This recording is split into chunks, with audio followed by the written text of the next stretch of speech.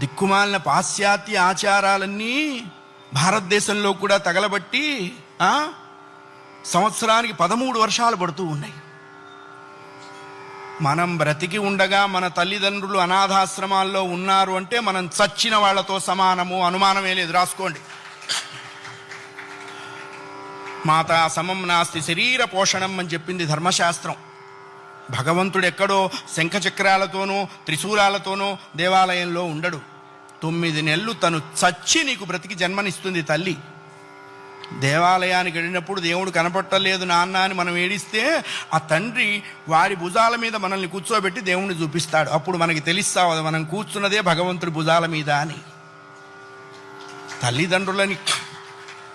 తల్లిదండ్రులకి గుళ్ళు కట్టించక్కర్లేదు.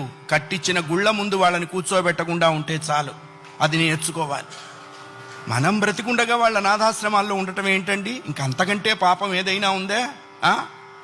కాశీలో యజ్ఞం చేస్తే వస్తుందా?